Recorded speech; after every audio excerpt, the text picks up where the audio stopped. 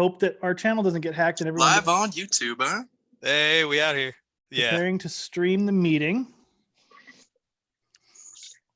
And Josh said, can you send me an invite? It should be in your inbox, but I think I still have it copied over. Oh, I just got the push notification. I just got the notification too. Woo! I love seeing those little notifications. That makes me happy every time I see it. Okay, I think we're on. Hello, everybody. Hello, hello. I'm trying to get Josh in here. Let's see. That should be it.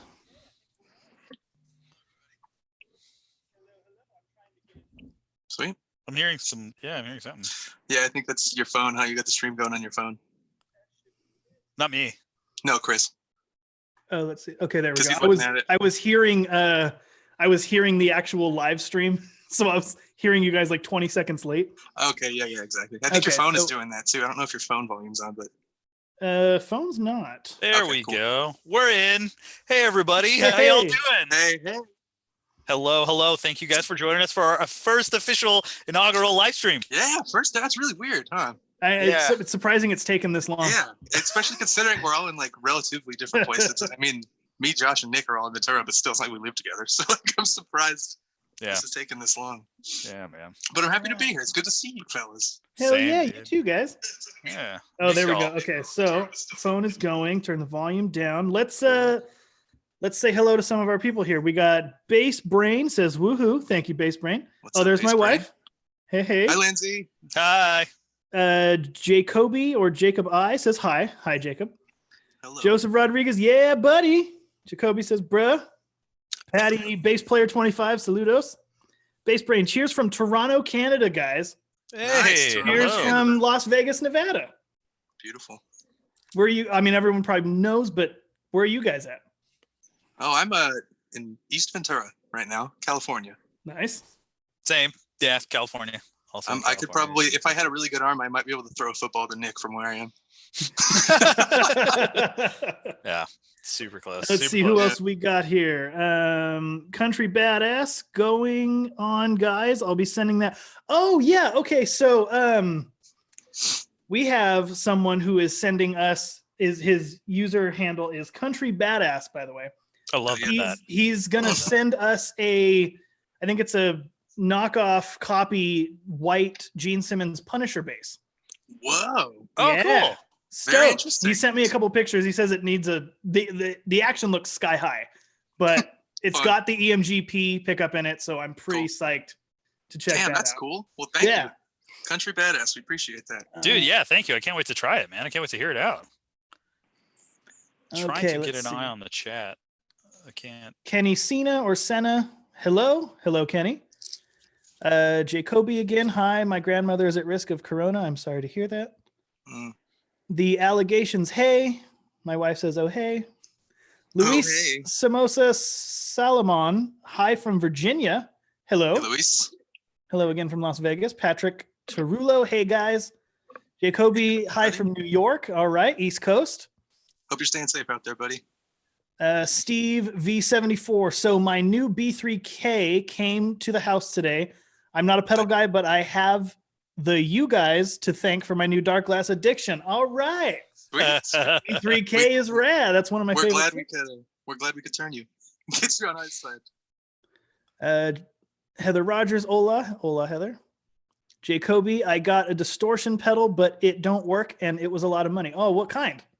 That's a bummer. See if you can return. I'd reach out to someone about that, definitely. Okay. Oh, we got Josh waiting. Sorry, Josh. Oh, is he here? He's here. All right. Sorry, dude. I was reading the comments. Yeah, we got Josh in the chat. What's up, sir? Kenny is from Santiago de Chile. Nice. GT Skating. Love the bass covers you guys put out. Well, that is all Josh, and he's here now. Hell yeah. That's our guy. I like the cabinets behind you, Josh. It's a good setup. Oh, thanks, man. Yeah, dude, those arcade cabinets are tight. What do you got? Dude. What are those arcade cabinets? I got Mortal Kombat 1, 2, and 3. Teenage Mutant Ninja Turtles. That's Street Fighter, and then I got the Marvel superheroes right here. Damn, that's sick. Yeah, that's crazy. So Is if that you guys Street Fighter wanna come 1? over for quarantine, you know what I'm saying? Yeah, dude. Yeah. Masks. It's got it's got Champion Edition, Street Fighter 2 New Challengers, and Turbo. Nice. Sick. Very, very cool. Yeah. Turbo is where the game changed, dude. Turbo was incredible. Yeah, wanna- you can't change the Turbo. It's I just want on to 2 burn all the through. time. I'm going to burn through a couple more of these comments, and then we'll get roll into the Cool. content here. Steve V47 says more Slayer covers. Josh, Oh. which one you want to do next? War Ensemble or Raining Blood or? Yeah, War Ensemble probably, I would think. But Rain and Blood would be sweet too. You know what? Both of them. Yes, that would be rad. Dead Skin Mask. Ooh. Yeah. A little slower, a little heavier, but I love Dead Skin Mask. That's such a great song. Yeah, that's jam. Who else we got? We got Matthew Spencer from Korea. All right. Nice. Oh, dang. hello, man. Yeah. You might get the award for furthest mileage away from Dead Skin. Yeah, cool, mate. Thanks for joining in. Patrick Hunter's here with us. Hey, you beautiful boys. Patrick. What's up, man? I love you and I miss you.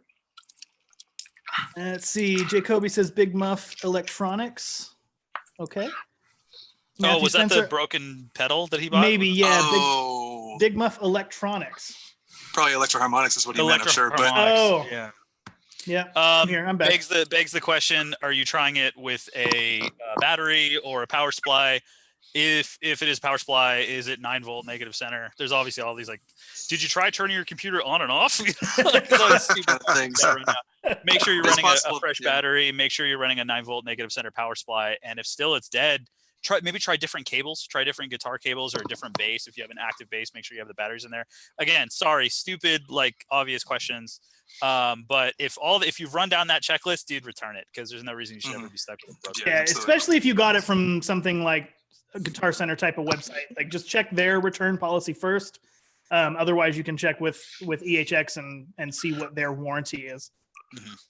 Let's see. We got a couple more. Matthew Spencer. I love my 32-inch Japanese Fender Jazz bass. Why aren't they more popular? I don't know. Mm-hmm. The 32-inch, you said Japanese? Yeah, 32-inch Japanese Fender Jazz bass.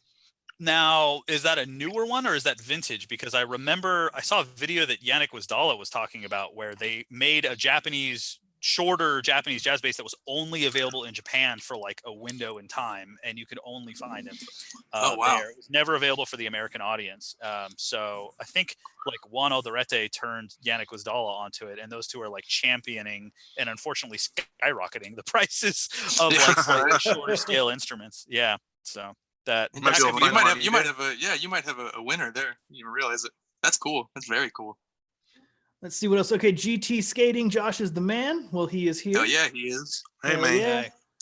Yeah. Let's see. Everyone say how much quarantine sucks. Yeah, I'm over it. I'm pretty done. Yeah, it's right? been I think it's been about a month for me being inside, and yeah, I'm a little burnt out. I don't like it at all. I'm ready to go back to work. Yeah. You work where you're sitting. Well, unfortunately, this doesn't pay the bills yet. We're getting there. Let's see. And Justice for All Base was on. Oh, I missed one. Raphael, hello guys, greetings from Brazil. Nice. All right. Hello. Man. Yeah, thank you. And Justice for All Base was on point. Thank you. Thank you. Dave Dixon is here. Oh, and we have something to show. I got to figure out how to show everybody. I might just have to put it on Instagram, but we'll get there when we get there. Also, I got a text from my friend Brandon Jackson, who is watching and not logged in. Oh, Brandon, what's up, buddy? So what's up, Brandon? What's up, bro? I haven't seen you in a while. Yeah, it's been a while. We got to go over there and do some more barbecue ribs. once this whole thing is done. Yeah. That's right. Get some grilling on. Okay, we'll do one more question, and then we'll jump into our Instagram questions. Julian Chandler, what's a cheap cab for Dark Glass 900 amps? Well, dude, I use the subjective. Yeah, that's true. But I use the Fender Rumble cab, the 410, the one that we used to use on the channel, like exclusively. And all of those sounded really good. And I use that for all my shows. Granted, I'm using an Aguilar 700, AG700, but that cab can handle a lot of power and it stays really clear and it's really light. And I'm not sure off the top of my head how much it is. You guys remember maybe about high twos? I don't remember. It might have been a little more than that. Maybe a little more. Okay. Right. Sort of. I think it's under 500. Okay, yeah, and that's a solid price for something that's totally giggable. That's going to last you a really long time. Really lightweight. Again, that stuff's killer. So I stand behind that one for sure. And then I remember I'd seen you live. When me and Chris went to go see him live, man. That shit was It sounded really good. It was super loud. Was that at the Mercury Lounge? Yeah, that was just a combo, right? I don't think so. It was the Rumble head with the Rumble cab. Oh, instead of the Aguilar. I thought you had the Aguilar. But still same cab. So yeah, the cab's great. Okay. Yeah, the cab. Now, Josh, what cab are you running? Because you have the Alpha Omega 900. Yes, as of right now, and I haven't really tried it, but it was the SWR. It's an old 410. Oh, the Goliath. Yeah, exactly. And right now, I just got a 210, a new Dark Glass 210. Oh, so, nice. 210 could be a really good option. If depending on what you're trying to do, that 210 could really save you some money. Also, depending.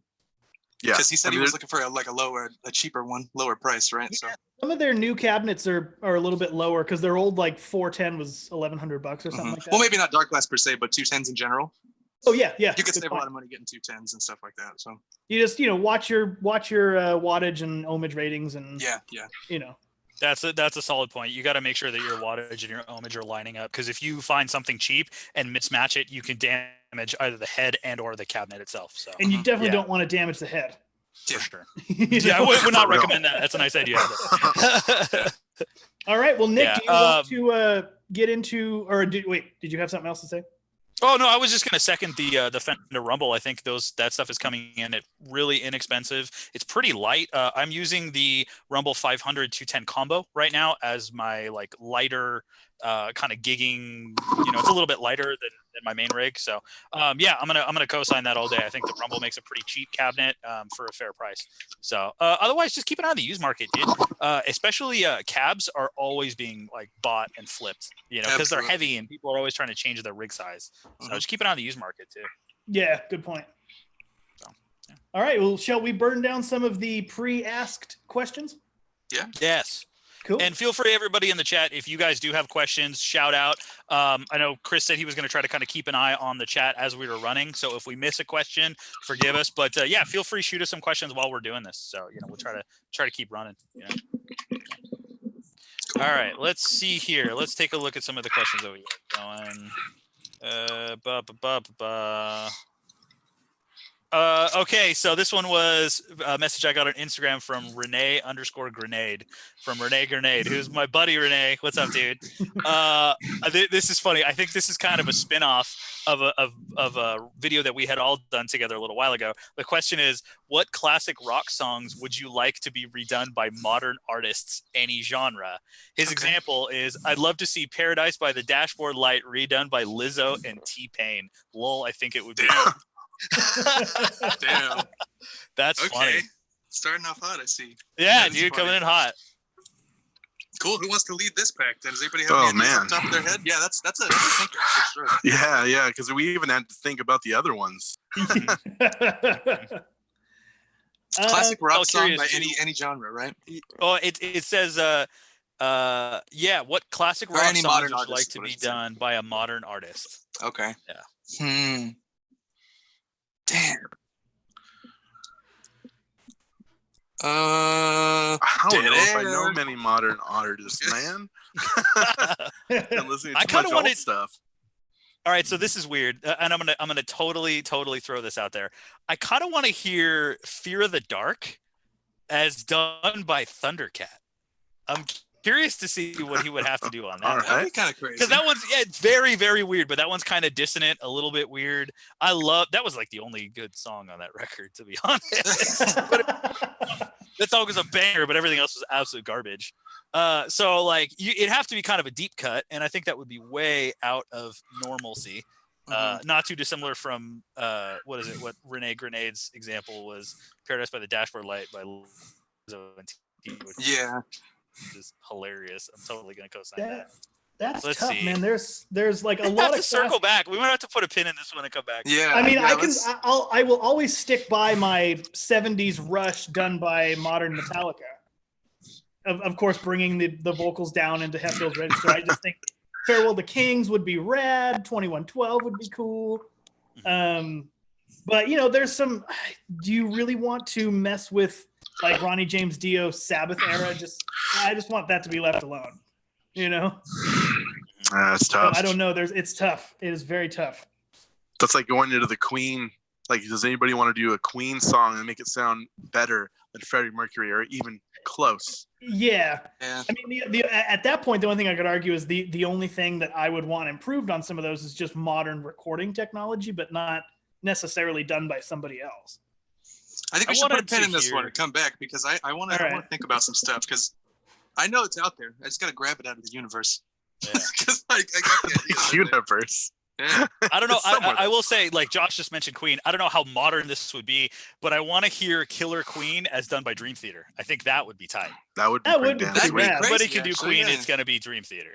So. Yeah, that's fair. I've been listening to a lot of Dream Theater actually since I've been in quarantine. I've been listening to specifically Train of Thought, which is like their super metallic-y record. But I've been listening to the hell out of Train of Thought while I've been, because I'm fortunate enough to get to work from home, actually. So I just have a computer set up in the other room and I get emails and what have you. Yeah, I'll just like put on Train of Thought and blast it and just plow through emails, dude. That's so funny. Yeah. Little Dream Theater doing some Queen would be cool. But yeah, as Will said, let's put a pin on this one. Let's move on to the next one. Heinrich, you're gonna have to forgive me with the pronunciation. It's Heinrich Stockman. How often do you change your strings, and what is your favorite amp at the moment? I love this channel, by the way, dude. Thank you, man. Love you too, man. Thank you very much. So let's take that one apart. Let's start. How often do you change your strings? Let's start there. Not as often as you would expect. Okay, there's a couple of reasons. First off, I used to really not change them that often at all because I use elixirs and those last forever. Mm-hmm. Then I switched from elixir to NYXL, which still lasts a pretty long time. And even as they start to die, they maintain a really cool flat woundy type of tone, you know.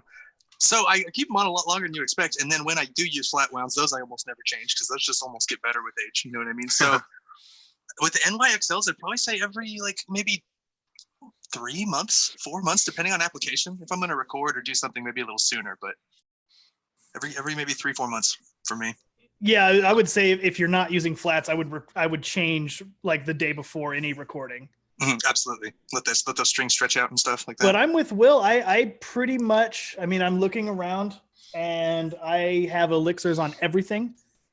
And unless I'm really shredding the hell out of it with a pick, I mean, what the green bass, Josh, you have the green bass right now. Those strings have been on it since April 2017. Still sound amazing. Yeah, they still sound good. I mean, they look a little, there's a couple spots where it's discoloring, but I mean, since they're coated, you're not getting any grime in the windings. So, and again, I don't really have any recording things coming up, but for now, why change them, I'd be part of Glenn Fricker's joke, dude. Oh, God. He'd be like, bro, really? It's funny. I remember switching to. Oh, sorry. Go for it, Josh. No, go for it. Oh, my Dingwall. I had, I had those on for a year. What was it? And what I on did those? all the Trivium tracks. Were those the special strings, like the strings you got from? Yeah, those were from. I can't remember the name of them right now. Yeah, I don't remember either. It was like some like one-off-ish type of company.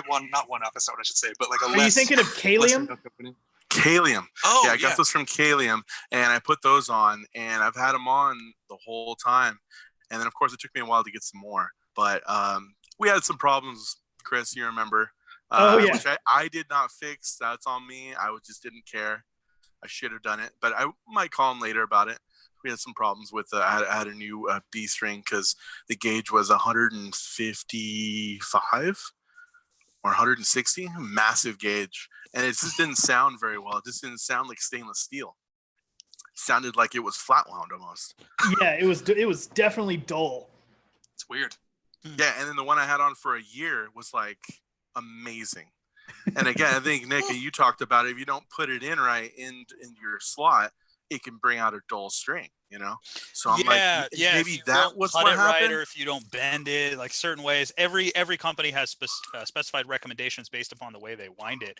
But yeah, like I think D'Addario will say, like if you don't crimp it a certain way, the string will die.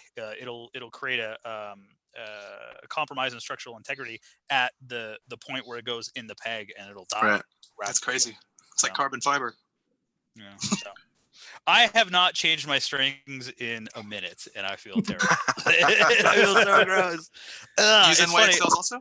I haven't used the NYXLs in a little while. I've been using the elixirs a lot. I prefer the 45 to 105 nickel wound. This guy, this is my Stingray. I've been playing the hell out of this one. But I had round wound elixirs on it for quite a while. But I recently switched to the flat wounds that were on my P base, the Labella flat. So I kind of flipped them. So it brought a little bit more brightness to the P base and rolled off a little bit of that clicky top end that I don't like on the Stingray. So they both sound a little bit better. Nice. But I'm definitely in need of some new string. I was feeling it last night when I was playing. My jazz bass is starting to sound kind of dead and flat. So I think when everything finally settles down and I can go out into the world again, I might get some new strings. Yeah. I ordered a set of stainless steels on Amazon. They came. I mean, it was a little longer than normal, but it was quicker than expected. But Brandon just sent me a text, said coated strings are unpure, sorcery of the worst kind. There's something to be I'm said going to about kindly that too, disagree. though. There's something to be said about coated strings being kind of weird, because I remember I switched away from coated because I used to play with a pick in my old band. It was Knucklehead, which then became Coffin. I was using a pick, which I don't usually do, but I was using a pick like real hard. Like I was breaking picks. I had to go bigger and bigger gauge because I was hitting the strings so damn hard. Wow, that's gnarly. What's funny is that once I found my pick gauge that didn't break, I was like, hell yeah, this is fun. This sounds great.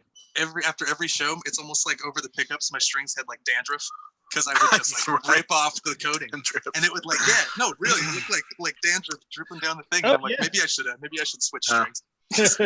Which Blue Steel has that, right? I think they do the same thing. They have the same kind of coating. Okay. There was one question in the chat that I wanted to address to Will. GT Skating says, "Are Roto Sound 66s good? Just ordered some." I know you have experience with those, right? Yeah. Funny enough, I was going to bring up. I just found a pair of Roto Sound, the Jazz blue ones. I think they're the nickel wound. I found them in the back of my car today. It's funny. I was going to put them on, but oh, nice. I do like them. They have an incredible tone. There's a thing about coated strings like elixirs and blue steels and stuff like that, where it has almost a more of a hi-fi top end. It's not necessarily like too piercy. It's just a little bit more sparkly, I feel like, than if it's uncoated.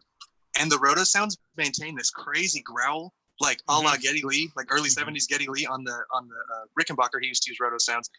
And those are crazy, dude. The orange ones, I'm assuming what you're talking about. Those things are great. My only gripe with those is that since I did start playing on coated strings, I got way used to how coated felt on the left hand. So when I first switched over to Roto Sounds, I don't want to say sticky because they're not sticky, but like sliding up and down the neck, your fingers catch the strings a little more because it's not coated. So that's something to keep in mind. So when you slide, you kind of got to slide with a little bit more force. You normally would, a little bit more purpose, but they sound incredible. If the orange bag is the 66s, I used to play those almost exclusively for a long time, actually. And the reason why it feels like it grabs is because it's all stainless steel. It's a stainless core and a steel wrap. If I'm remembering this correctly, forgive me. I could mouth insert. Thank you. But I vaguely remember them being all stainless steel, and I totally agree with what you're saying. I love the growl of them. They definitely had some bite, but they had like some low mid-range harshness and rasp to them, and they sounded really, really good. So if the 66s are the orange bag, I totally love them. You got to try as many strings as you can. But if I had a choice of 5 or 6 to try off the bat, that would definitely be one of them. Really, absolutely. Really. And keep in mind, since they are uncoated, they're not going to last as long as a coated string would. So you got a few pretty good weeks out of them. It's not that they're going to start sounding bad later, but that upper mid growl is going to kind of start to roll off as time goes. So just keep that in mind. Yeah. Now, one more string question from the chat. Martin Rios says, "What are your thoughts on tape wounds?" Tape wounds are cool. Tapes. Yeah, tape wounds are sick. The only issue I personally had with tape wounds when I used them is that the sub frequencies, maybe it could have been my bass, it could have been the pickups, could have been the amps, so keep that in mind. But the sub frequencies of my low E seemed a little bit less subby and a little bit more mid-range directed, which I'm sure is kind of the point of the tape wounds, because you get it on a P bass in the right setting and it sounds incredible.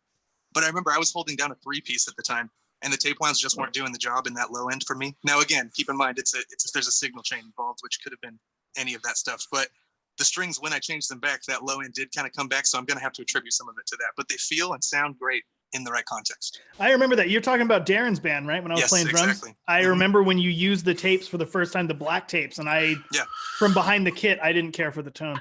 Yeah, see, exactly. That's what I'm remembering. And I like to feel the amp behind me, and that with those strings, I feel like that wasn't quite happening.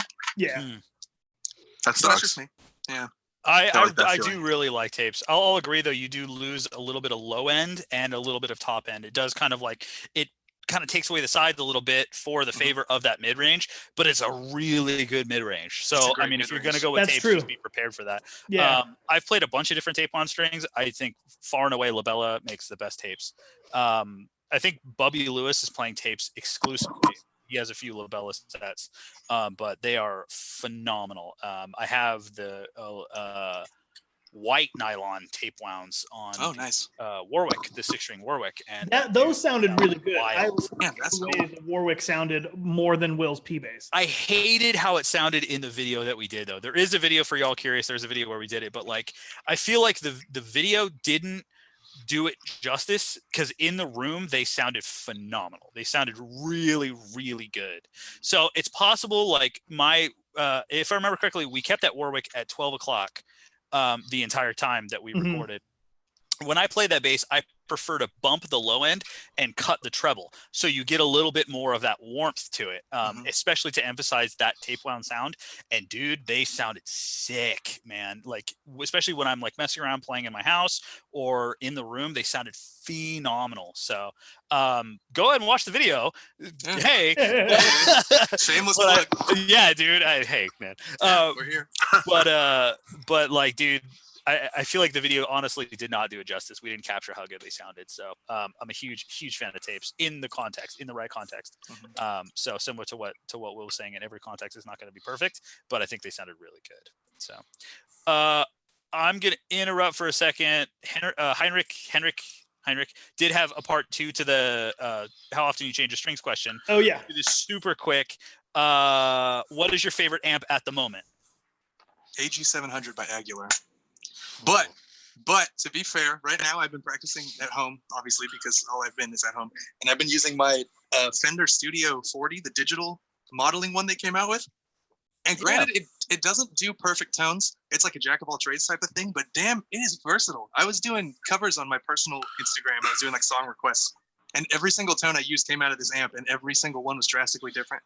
So I might have to give it to that, just considering the circumstances, the Studio 40. That sounds good, dude. Yeah, it's pretty cool. Which also will plug your music Instagram real quick while we're here. Oh yeah, w.agtang, AGTANG _music. So it's just W.agtang music. That's my new music Instagram. It's because I just kind of want to keep the personal and the music thing slightly separate. Yeah, and it's been a long time coming anyway. So it's nice to kind of have almost like a I can't think of the word right now, but it makes me want to do it since it's there. You know what I mean? It's like there's a purpose for it. Yeah. It gives me that inspiration to do more things. It's pretty cool. Nice. I'm going to go to my amp of choice, and it is, of course, the Microtubes 900 V2. And I'll give a quick reason why. I mean, I love the distortion tone of the B7K or B3K. But for this amp in particular, because my studio garage space is not fully soundproof yet, the cab sim, like having a post and pre DI, just for what I need to do to make videos, is a lifesaver. So I can still have the volume from the cabinet really low, but still get a really hot signal and make it sound full. So the functionality and the tone of that amp is spot on. Yeah, that's a good one. There's something to be said about the clean tone of that amp too. Like really. Yeah, clean tone's great. It's great. Yeah. I have a feeling I know Josh's answer, but go for it, Josh. What do you say? SVT? Oh, sorry. I used to use an SVT though, so that would be my second. But right now, it's going to be definitely the Dark Glass Alpha Omega, which is what I use for practice as well. And has auxiliary, so you can plug in any tablature or anything, listen to what you're playing too. So it's a nice tool to have live, definitely, but definitely at home as well. So. I love that you just brought up the SVT too, because my number one amplifier at this very moment is my Ampeg SVT Classic with the matching 410 cabinet. And I knew, like, it was the amp I wanted since I was a kid. Like, I remember going on the Ampeg website, and this was, I think, when Les Claypool had just shifted from Gallion Kruger to SVT, to the Ampeg family, and he ran SVT. And so I was like looking at the artist roster, and I was like, dude, I love this guy. I love this guy. I love this guy. I love this guy. I loved everybody on their artist roster. So I knew I wanted an SVT. And then back in the day, for y'all who don't know, back in the day, Josh's band and my band used to do gigs together. Yeah, dude, those are good nights, man. Was that the first time you played it? At what was it, the benefit show? It was at the sewer. Classic.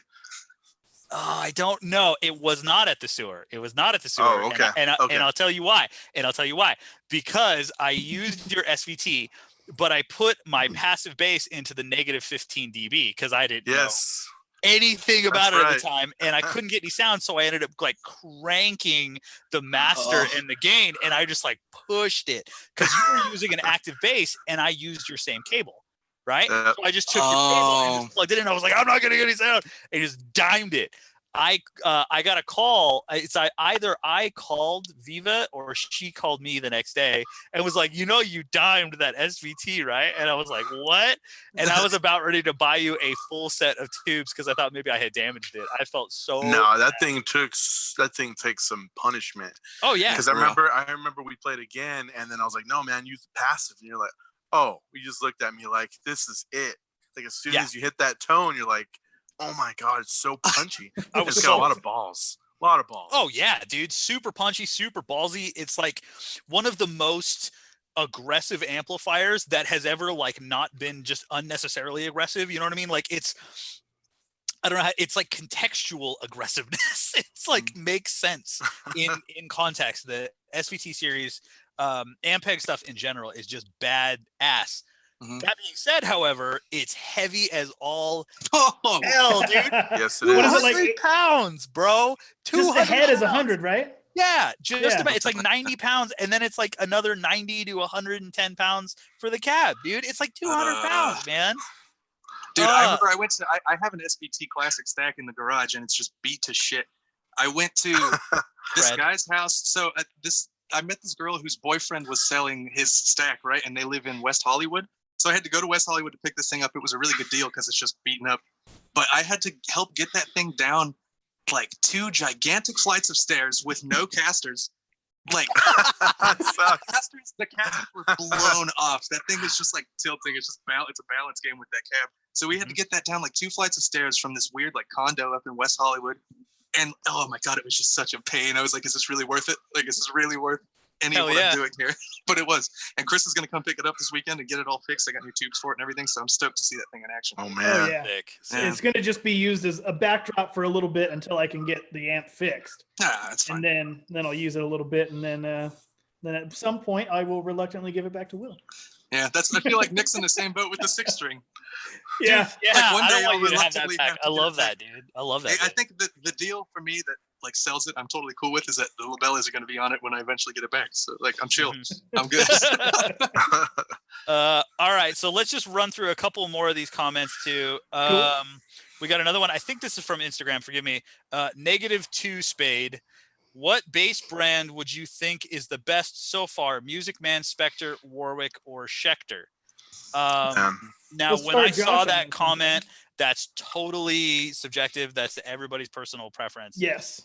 So we will try to give our honest opinions about it, but keep in mind, dude, like what I love, you may hate. What you hate, I may love. You know what I mean? It's not the tool, it's the person who uses the tool. So I tell you what, who wants to? Josh, you want to kick this one off, man? Favorite as far as Music Man, Spectre, Warwick, or Schecter? Well, it's hard because I don't have a Schecter.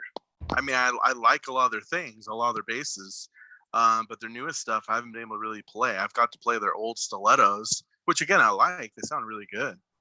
Obviously, I always liked Fender. I have a jazz bass. I've had Fenders in the past. Of course, it's a huge name. It's like Gibson and Fender, but it's really hard to say.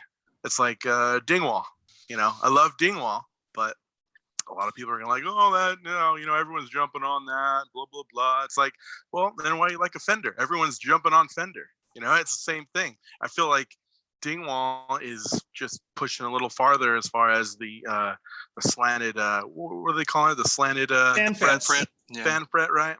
So it just changing it up a little bit. Warwick had their first fan fret this year, which looked sweet. I didn't get to play. Nick, it looked like you picked that up. Oh, that was great. It felt so good. I've played a few compound radius instruments, and technically for legal reasons, Dingwall has the only fan fret. For everybody else, multi-scale. It's called multi-scale. Excuse me, multi-scale. Yeah. Multi-scale. That's right. So out of A, B, C, or D, you're choosing E. You're going Dingwall. the write-ins. Yeah, it's right. a write-in candidate. Yeah, write-in. All right, I'm probably yeah. You guys are doing well. Fair enough. Fair enough. Will, you want to go next? So my experience with Schecter on a personal level, it hasn't been the greatest. I mean, they're cool instruments and they're cool, like maybe a step up from beginner, like maybe an intermediate instrument. The ones I have played, that's how I feel about Schecter. So right off the bat, I'm gonna have to slash them off. Spectre, they sound incredible, and all of the recordings I know of that have Spectres are great, and they felt great when we played them at NAMM. But if I'm being completely honest, the ones we did play at NAMM were extremely wonky for whatever the hell reason. I don't know if it was the preamp or if it was our situation that we had with our pedal and the recording, which I don't think it was because everything else sounded fine. They were exceptionally hot. Yeah, they were really hot, or they were almost sounded like the voltage was wrong or something along those lines. So while they were comfortable, I think we played 4 or 5, and there was one of them that was one of them that sounded amazing. The 5-string, with the soap bars. I remember that. Everything else had enough of a problem to where I would not want to use that live, especially not in recording. You know what I mean? So I have to take that for what it is, because that's the truth. You know what I mean? That was at their NAMM booth, so that's not my fault. So that's kind of my situation with Spectre. So dude, that's such a rookie move, man. When you are at NAMM and it's this is your one. To be fair, though, it could have been our fault. But it very well could have been our fault. Every other instrument we used at NAMM worked in that setup. That's true. That's true. You just gotta give it what it is, or say it for what it is. But anyway, so they're gonna knock them up. The last two are Warwick and Music Man. The last two were Music Man and Warwick. That's correct. Shit. Yeah. Warwick has been. I'm talking about every single brand here. Sorry, but I'm gonna do it anyway. Warwick has been just so gracious with us, and they're incredible, and their instruments are absolutely incredible. And going to the Warwick campus and seeing how everything's done and seeing how much care they put into every instrument was unlike anything I've ever seen before, doubtfully unlike anything I'll ever see again. So that holds a special place, and I've never played a Warwick that was this is a little wonky, except for maybe my 6-string, and to be fair, I bought it used, and the pickups were a little wild, like the screws. And it needed a setup super bad. Yeah. It plays like butter now. But if you're getting an instrument from Warwick or going to the Warwick booth at NAMM or whatever, you're guaranteed an incredible instrument, in my opinion. That being said, Music Man fits what I do musically better. So, that being said, it's not that. That's not the one. Yeah, I had to give them the respect they deserve, though, because they absolutely do. But for me, if I had to pick one of those 4, it would be Music Man, just because Leo Fender's vision for what the bass guitar was supposed to be is something that I stand near and dear behind. That's I totally agree with everything, because he was the man and he knows what's up, and it hasn't failed anyone yet. You know what I mean? So I think I'm gonna have to go Music Man, honestly, even though I don't own one right now. I'm gonna have to go Music Man. All right, Nick, you want to wrap it up, or you want me to go next? I mean, I suppose I could say no. Okay, I've been playing the hell out of my Stingray lately. I've been a Fender guy forever. I'm going to make this as quickly as possible, even though that's literally impossible for me being an Italian. I've been playing Fender bass. Yeah, it's molto bene. I've been playing Fender basses forever. My dream bass was my Fender Precision bass through an SVT Classic. I've been fortunate enough to have actually gotten to not only play it, but also have it, which is really, really cool. But Will, I think you touched on a really interesting point. And, the Stingray was meant to be Leo Fender's magnum opus. This was his final vision of what this bass should be. This is his complete ideal. That being said, I don't know if it's the perfect bass. There's a lot of things that my P bass does way better than my Stingray. There's a lot of things my Stingray does way better than my P bass. So it's kind of back and forth. I love Warwick. I have fetishized those instruments forever. One of my buddies in high school, my friend Tom Zayas, who is another bass player who I really grew up and respected as a not just a friend but a fellow musician, played a Warwick fretless because he was really into Jack Bruce from Cream and et cetera, for those who are not aware. Jack Bruce is the man. But he played a Warwick bass, and I always loved his instrument. It was all natural. It was no paint. It was beautiful. Him and his folks, he saved a whole bunch of money and picked up summer jobs and did what he could to pay for it. So I love Warwick basses. It's not particularly my sound. It has to be very much in context. As we found when we were doing the recording for Dan's record, what was there was that one song, one or two songs where I used the Warwick, and it was perfect in that context. Yes. It was not, it was like my least favorite of the bass tones that we used. However, in context, it was the best that it could have been. Like Yes. it was the only option for that context. So, you know, again, I preface this whole thing by all things in context. It's not just the axe, it's the you know, woodsman, it's the guy who wields it.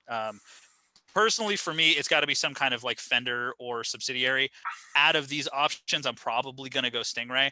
I've owned a Schecter. I sold it. I've played a lot of Spectres, and I've never loved any of them, even though like Doug Wimbish is a phenomenal musician and, you know, he's got a phenomenal tone. So he uses it really well. For me, it's out of the 4, it's these. Out of the 5, it's going to be like some kind of Fender, I'd say probably. Yeah. I'm going to say my PR friendly answer is that they're all great. Like there's no question they're all great instruments, considering that you're not the lowest of the low entry model. You know, they're all built really well.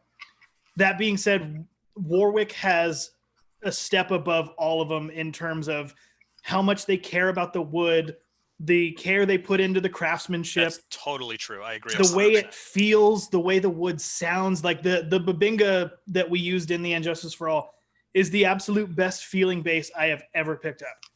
Now, I'll be right with you on that one. I will say that Warwick sometimes gets a bad rep for being a little too bright, as does Spectre. But, I mean, that's a matter of pickups. You want it darker, put some passive pickups in. You don't have to put active EMGs in a Warwick or MECs or whatever. Put a nice set of Aguilar jazz pickups or whatever your pickup configuration is. And there's just something about the way that Babinga bass feels in your hands. I've never felt another bass like it. Warwick is, for me, the epitome of awesome. It's a good instrument. Super good instrument. Okay, let's do another one. I can't even pronounce this. Jarnolefis. Jarnolefis. Forgive me. I don't know. I can't do that. I'm out. I bail. Hi. I'm saving for a P bass that hopefully would last a lifetime. I like the sound of the Fender Ventura and the American Ventura and the American original series. Do you guys have you had the chance to test them both? And is there a big difference in quality from the extra price you pay for the American series? Nick, I think you could speak on that the best. Maybe Nick and you Josh. have a lot of experience. I'll be right back. Yeah, no worries. Well, I would say the 3 of us, because Will, you have an American Fender as well. I think that's true. 3 of us. Will, you and I have American Fender Ps. Josh, you have an American Fender J. But I tell you what. Okay, so I like the sound of the Fender Ventura and the American original series. You guys have a chance. So I have never played both of those. I haven't played either of them. So in all fairness, I cannot speak to those 2. So that's going to be very much personal preference. If I remember correctly, God, they're both like vintage reissue basses, right? Yeah, something like that. Coming from a retail perspective, Nick, that's what I wanted to say, because I know you've been a little bit removed for some time now, but that stuff doesn't go away. That knowledge doesn't go away. So you've brought up some good points, especially when we did our P-bass, jazz bass comparison videos about those levels. So, I mean, if you kind of want to elaborate a bit on that, because that's just general stuff that is helpful, you know. Dude, you know what's so wild, man, is I was looking at my LinkedIn accounts earlier. It was either I think it was yesterday, and it showed that I worked at Instrumental Music for 6 years and 8 months. Is that an accurate timeline? Yeah. Wow, that's crazy. Wow. Yeah. 6 That's years nuts. and 8 months, dude. But I know that even before Crazy. we were like tight homies, you would be helping me all the time with that kind of shit. So like that kind of stuff. Sorry. Fuck it. Okay, cool. Yeah, I'm being me, bro. Dude, hey, okay, it's Zoom. We're can quarantined. Like, I'm gonna drop an F-bomb here. No, but for real. So I don't know if you want to maybe speak on it from that perspective. Sure. I am always a huge buy the best instrument that you can. Buy the best instrument that you can justify the dollars for. How about that? Not necessarily the best instrument that you can afford. Don't just throw money at the wall. You know what I mean? You got to do your research, whether that's, whether that's a bass or a car or a rifle or whatever, dude. Like do your homework, make sure that it fits your specifications. That's the biggest thing. I personally went with the Fender American Standard precision bass with a maple fingerboard and a 3-tone sunburst. It's all over, especially the earlier parts of the channel, because that's what I wanted. I know, like I had a Cort P bass copy for a long time, and dude, that neck and those frets were like that. You know what I mean? I had a Squier fretless jazz bass. I still have it. It was gifted to me by my mother for a Christmas before she passed away. I had to have Fabio, the luthier at Instrumental Music, re-radius the fingerboard. And dude, there are parts where like the fretboard is like that, and then there are parts where it's like that, just to get it flat. That's so crazy. Yeah. So like that being said, if an overseas made instrument is the best that you can afford, or if it's the best that works for you, do it. By all means do it, because the most important thing is that you're playing, and the most important thing is that you're Yeah. That being said, however, if you can swing the extra dollars and get an American made instrument, you're not only guaranteeing, for the most part, a quality built instrument, but also in the event that you try to resell, you're going to retain a significant more amount of dollars, and it's something that will increase in value as the time goes on.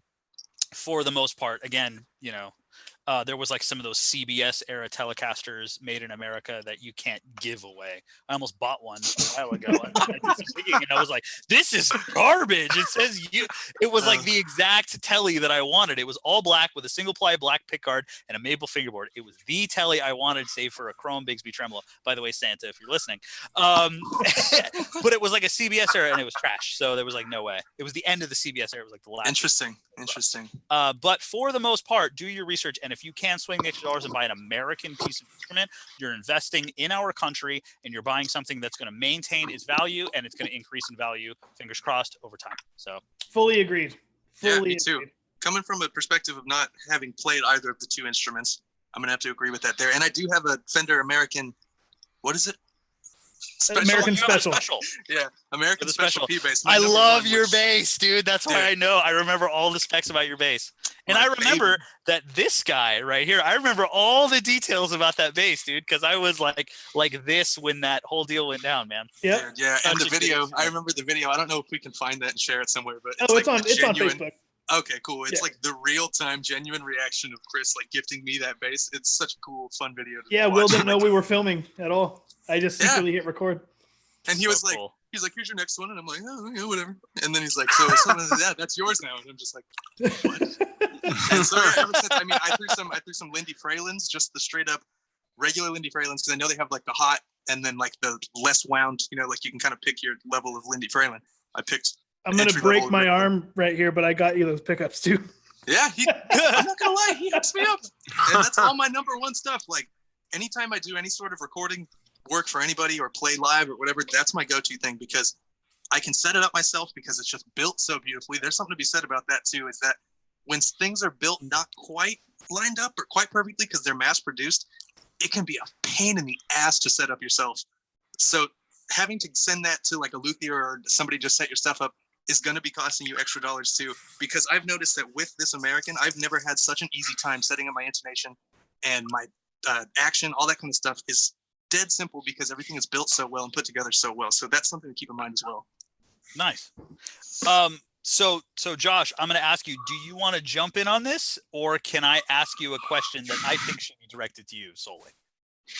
Well, just let you know, I started off on a Squier. Nice. I used to call it the toilet. It was Arctic White. Okay.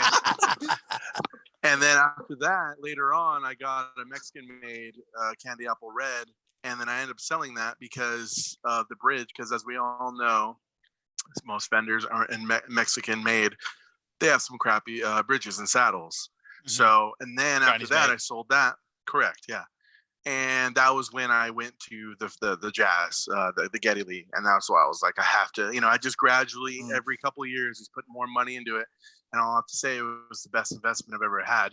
Not only as a collector, but the tone is just there, and you could feel it. You pick it up, and you just know. Just like when you pick up a Warwick, or if you pick up, a Stingray, you just know it's built well. But yeah. What was your second question? Okay, so that's a solid answer. Mm-hmm, mm-hmm. But this one, think was really interesting. We got a question from the weird teacher. And while I was listening, I did take a look at the chat. We have a lot of questions building up, and we do want to get to every single one of those out real quick. But I wanted this one because I think this was a really cool question, and it's really, I think, fortuitous that we have Josh in here in the chat. The weird teacher said, "I'm wondering if you can talk about your 3-finger technique. I've always played 2-finger, and I want to play faster stuff." Now, we've gotten a bunch of comments about Josh and how fast you play. Can you talk a little bit about your use of the 3-finger technique? Well, I only play 2, so it's hard for me to play with that third one. If I was to get late, dude, that's badass. And like when me and Chris are playing, I'm doing so many of the recordings so many times, my arms being blown, dude. My forearms is burning. Like I said, stretching's a big one, and I hate to say it. It sounds so stupid, but what's the guitar player's name from Dream Theater? John Petrucci, right? Does he not have any, exercises on just stretching? He does. The reason why I know this is because I was like, that's stupid. Who does that? No, it's the same thing. When you sit there and you try to play one cold, good luck. Just good luck. That's a solid point. That's a solid point. You're not just going to get up and sprint. You know what I mean? It's just not going to happen. So you have to warm up, and that's why there's warm-up exercises. Like Metallica's jumping around, and getting ready, get everything ready. Because you go out there, they're going to get hurt, or they're just going to freeze up, just like, as you know. But you go fast enough, your muscles just tense. So, that, and then playing cover songs that are really fast. Start really slow, and just like scales, just like anything, you go with a fluidity. You start off with 1 or 2 frets on the same string, and then you skip strings and so forth, and you just keep building it up. Same thing with your right hand technique with your index and your ring. When you get brutal and you start using your other pinky, dude, that's metal. Dude, you know Paul McCartney uses all 5 fingers. I've seen him do it, because he'll play the runs, but he incorporates the pink, like incorporating the thumb. I do that a lot, especially when I'm playing chord stuff.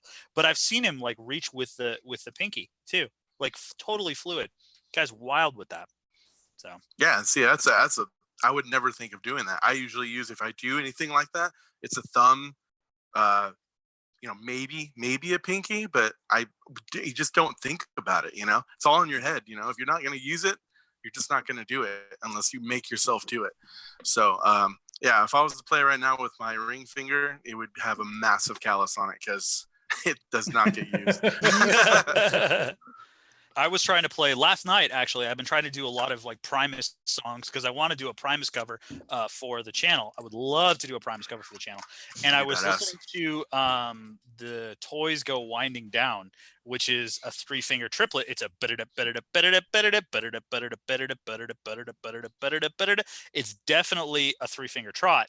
But the hardest thing I've always had, and this has been from like day one, because again, I used to be in a thrash metal band. Was my very first band was thrash metal, and I knew I needed to get faster, so I tried incorporating the 3rd finger, the ring finger, but I ended up getting this like weird volume differential where it was like ba da da ba da da ba da da ba da da, where like one of the fingers was louder, and sometimes it would be my middle finger because I was listening to a lot of Geezer Butler as well, and I would be like middle finger dominant and be like super aggressive with the middle finger. So I can never get them to sound super consistent all the way across. That's a lack of practice, frankly. If I spent more time focused on the 3-finger technique like Steve Harris does with that trot, amazing, incredible. The dude is a master of the 3-finger technique. But I guess to reiterate what Josh said, like I've watched every single one of your videos and we've hung out a bunch of times. Dude, you're way faster than a lot of bass players that I've seen play with a pick, and you're using 2 fingers. Also, you're a left-hand technique, and I've given you some shit about this. You don't use your pinky on your left-hand technique. Your left hand. Not all the time. Yeah. on certain covers, I may have to, because on a lot of the bass stuff we've been doing, it's really been all right hand, not too much left hand. So, if I was going to play a Rush, I'm going to have to start using that pinky a lot, So, but on some of the new covers we're going to be doing, that pinky's coming in handy. Yeah, that left arm is starting to burn. What are maybe some of the covers that are going to be coming up? I don't know. There's a picture. Well, it's got to do with something old. I don't know if you could try to bring that up. Well, I just posted it to Instagram. So for anybody who's not watching on their phone and has their phone handy, Dave Dixon, our friend at DDX Design, just finished the new t-shirt design. Speaking of our covers, it is the "And Base for All" design. And again, I don't know how to put it on the YouTube stream, so it is on Instagram right now, if you guys want to go check that out. But the next cover that Josh and I are doing, which we're going to try to complete this weekend, is Master of Puppets in its entirety. Nasty. Yes. Yes. That's crazy. So I gotta love go that now, record. guys. I gotta start learning more. So I'll I gotta go practice. gotta practice. Out of the chat. Bye. Yeah, so we're going to try Friday through Sunday and see if we can get all 8 songs done. That's going to be insane. Dude, I love that That's- record. I'm so stoked that you're doing that. Oh, That's yeah. crazy. And when you learn stuff like this, it just brings you more closer to the band. Because Yeah. I wasn't a massive Metallica fan, and then I met Chris, and I was like, "Well, shit." We're also kicking around doing Death Magnetic at some point, which that's going to pretty be brutal too, yeah. that's fucking really gnarly. Yep. Do we want to cruise over to the stream chat? Yes, please do. Yeah, Chris, pop Okay. in. Let's fire off some questions. I'm gonna blast through a couple of these. Derek Merrill asks, "Would you upgrade a Darkglass M900 V1? I'm assuming to the V2." Yes, I would. Did you have the means, yeah? Yeah. This one's probably for everybody. Yo, I'm building a bass body from scratch. What shape should I go for? I've got Fender Jazz Bass Deluxe preamp and a set of DiMarzio Ultras. What shape should he go for? I'm voting Iceman. I think I would vote jazz bass, but the only thing about the jazz bass shape that I don't like is it's kind of hard to just like lean against stuff because the bottom has that little bit of curvature. Mm-hmm. So that's like a really small detail, but that's something I would pay attention to. So maybe like a symmetrical bottom. It's like a P bass. Yeah, something. But I mean, Standard body. it doesn't end at that. You could do anything really. Thunderbird, Iceman. Personal Those are my preference. Yeah, make something completely new. Make a star or something. What's the shape of a Bootsy Collins did D20? that. What's the shape of a fully 3-dimensional D20? What is that considered? It's like it's a polygon. but there's like a Dodecahedron? certain- dodecahedron. Yeah. That's what you should do. 100% dodecahedron. All right, shit. It'll be a let's, critical success. next one. Thoughts? Scary. I don't know if this might be a Will and I question only. Thoughts on the Tech 21 SVT pedal? So VT bass. I like it a lot. I think I it's used the hell out of that. great. You let me Yeah, borrow I it. thought it was pretty sick. Oh, that's right. thought it I was- did. It's like it's really cool to get a little bit more. If you want a little bit more out of like the Sans Amp thing, you can get a pretty solid Sans Amp, like typical black and yellow Sans Amp tone out of that thing, while still having a lot of versatility and having that era knob, I think is what it is, where you can kind of change from 60s all the way to modern day type of sounds. That's really cool. So I stand behind that thing for sure. It had a great Ampeg kind of sound to it. It nails the Clanky Ampeg as sound. hell. Clanky Also, we as got to hell. go back and correct ourselves. It's an icosahedron, not a dodecahedron is a D12. Who said that? Who's my man? Dave Dixon. Dave, Oh my god! Icosahedron. Are you for real? Yeah, man. That's I'm all right. behind on my solids, man. Your shapes, My yeah, man. there's more and more shapes every day. You gotta catch up. My man. This is my man. So my wife, okay, I'm gonna nerd out for a second because it sounds like that Dave knows what's up. So I always tend to play like the generic roguey kind of character where I'm like a little archer, a little stealth, little this, little that kind of. This is where we derail. Yeah, sorry. Never. I've always had to play your Aragorn character. My wife, who is like the quietest, kindest, sweetest woman. She makes bread for fun. You know, that's like the kind What of. a fucking hilarious description. That's She's the nicest lady in the makes world. Bread. You want some fun. bread? Dude, she always plays an orc. She goes like, or like all the last time we played, she rolled a Battleborn. She was like all straight, tanky, like she was like a giant, and she just runs a double-bladed axe and just rolls it and chops. Doesn't bother with any kind of like RP or anything like that. monster wreck. We got one more good question that kind of ties back to our Music Man conversation. Thoughts on G&L? I think that's Leo's ultimate work. Well, that's technically, I mean, it's the last thing he did, right? So wouldn't you argue that maybe that's when he perfected his design? Well, that's an arguable thing right there too, because there's plenty of artists who have their magnum opus, not necessarily early on, but not like the end of their career. That's true. That's a but good point. To be fair, they did. I mean, it's not like he's going to go on and make a worse product. So they really did tighten up a lot of screws. And I've only played one G&L, and it was a weird, like humbucking type of thing. I don't even know what the body shape was. It was really comfortable to play, but the tone just wasn't for me. So I would like to dive more into G&L and learn more about it, but they're pretty expensive, and we don't have a plug right now. So yeah, well, I'll work on that. I got one more, and this one's going to be directed at Nick. Giordano Bruno would like to know about the Nether Octaver and if it is very similar to the OC2 Japan Octaver. Okay. So in all fairness, I have not personally used the Japanese OC2. I've got a lot of experience with the OC2. I own 2 of them. But I have never personally used the OC2. Now, I've watched a bunch of videos. Yannick Wisdala and one other, they have skyrocketed the price on that pedal. Thanks, guys. So it's a little trickier to get a hold of. But I really did like the Nether. I thought the Nether was super cool. It didn't have that, like the OC2 has like a super clubby, dubby, subby kind of, like when you take the blend knob and put it all to OC2, it just sounds like club music. You know, it's a really defining characteristic for sure. Mm-hmm. It is the defining characteristic is that it has that club 808 mix, you know, and it sounds really, really cool. The Nether did not have that. It sounded really good. It was definitely a sub octave, but like, oh, this is super weird. And this is something that like you almost have to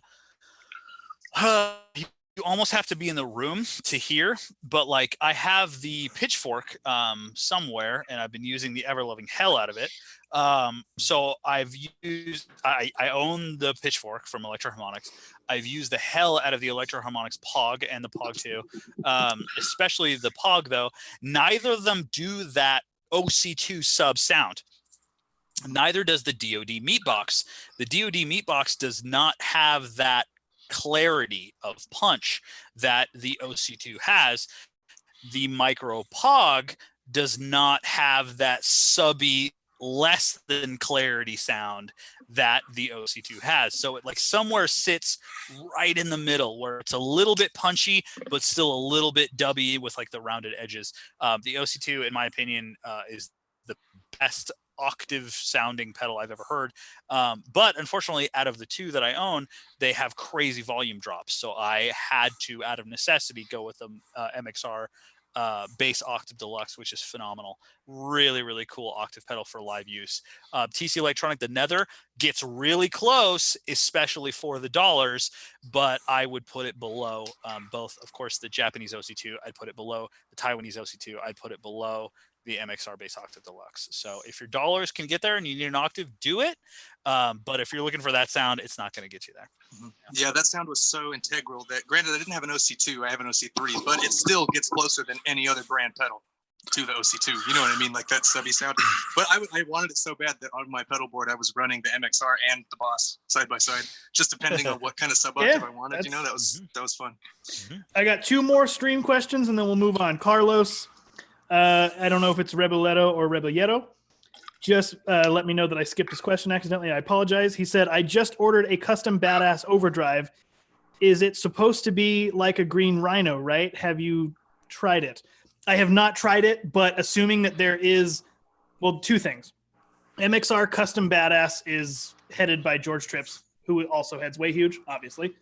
It's an overdrive with a 100 hertz knob.